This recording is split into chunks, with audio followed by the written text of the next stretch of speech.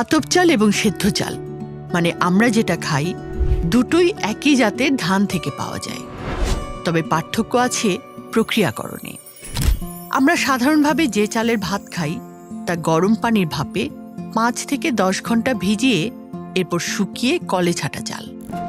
কিন্তু আতপ চাল উৎপাদন করা হয় সরাসরি শুকনো ধান ছেটে। ভিয়েতনাম, থাইল্যান্ড, ফিলিপাইন, চীন, জাপান, কোরিয়া সহ দক্ষিণ পূর্ব এশিয়ার প্রায় সব দেশের মানুষ আতপ চালের ভাত খায়, যা পরিচিত স্টিকি রাইস বা আঠালো ভাত নামে। কারণ ভাতের সাথে মাড় শুকিয়ে ফেলা হয়, তাই সাধারণ চালের ভাতের মতো আতপ চালের ভাত ঝরঝরে নয়, একটু আঠালো। আমাদের দেশেও একসময় চল ছিল আতপ চালের ভাতের।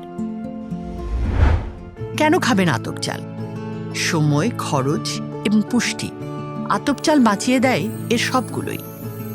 সাধারণ চাল প্রস্তুতের সময় ধান সেদ্ধ পানি ফেলে দেয়া হয়, পানির সাথে বেরিয়ে যায় পুষ্টিগুণের বেশ খানিকটা।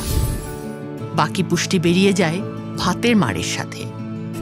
তাছাড়া চাল সেদ্ধ করার জন্য শ্রমিক, চুল্লি বা চুলা, লাকড়ি বা জ্বালানি এবং এরপর ধান শুকানোর জন্য চাতাল বাড়তি পরিবহন। আপনিই ভেবে দেখুন পুরো প্রক্রিয়াটাতে কত বেশি কর্মঘণ্টা এবং বাড়তি ব্যয় করতে হচ্ছে। সরকারি হিসাব অনুযায়ী দেশে বছরে চাল লাগে প্রায় 3.5 কোটি টন। কাজেই সব খরচ মিটিয়ে ধান থেকে সেদ্ধ চাল প্রস্তুতে প্রতি কেজিতে যদি অতিরিক্ত 3 টাকা লাগে, তাহলে 3.5 কোটি টন চালের জন্যে বাড়তি ব্যয় করতে হচ্ছে প্রায় 10,000 কোটি টাকা। অথচ টাকাটা ব্যয় হতে পারত দেশের উন্নয়নমূলক কাজে। হাস্যকর ব্যাপার হলো এই বিপুল পরিমাণ টাকা কোনো ভ্যালু অ্যাড তো করছেই না, উল্টো চাল হারাচ্ছে পুষ্টিগুণ। ঘুরিয়ে বললে এতগুলো টাকা আমরা আসলে খরচ করছি চালের পুষ্টিগুণ নষ্টের জন্য। তাছাড়া পুষ্টি উপাদান কমে যাওয়ায় প্রতিদিনের খাবারে সাধারণ চাল পরিমাণে লাগে অনেক বেশি।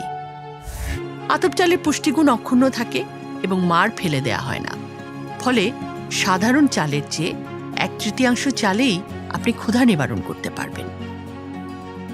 আতপ চালের ভাত সাধারণ ভাতের চেয়ে সুস্বাদু, তাই অনেক ধরনের সবজি বা তরকারি ছাড়াই এমনকি সামান্য একটু লবণ দিয়ে আপনি খেতে পারবেন।